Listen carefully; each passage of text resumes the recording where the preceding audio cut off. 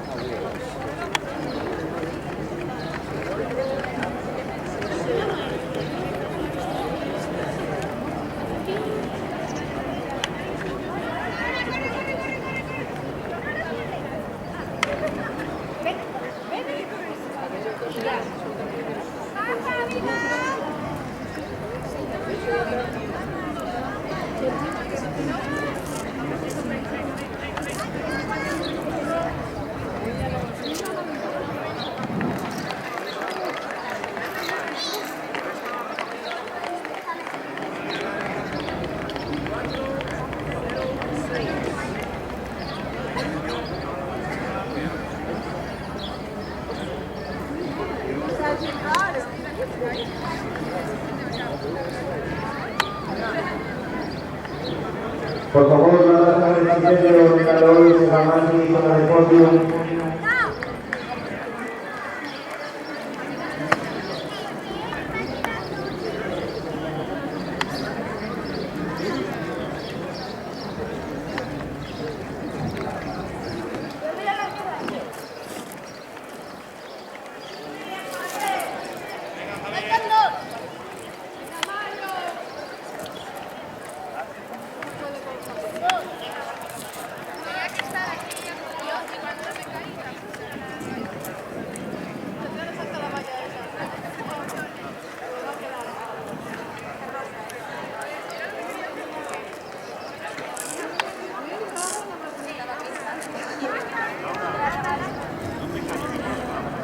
Proclamación de vencedores de la de los obstáculos, juvenil femenino, pelea de bronce para Eva Mari Tomás, de la historia de Etiopía, programa tradicional por nivel 27, medalla de plata para Elena de los Ángeles, programa tradicional 34-16, y campeona de la juvenil, Laura de Ministerio, la Grupo Blanco Barroca, programa tradicional 26-31.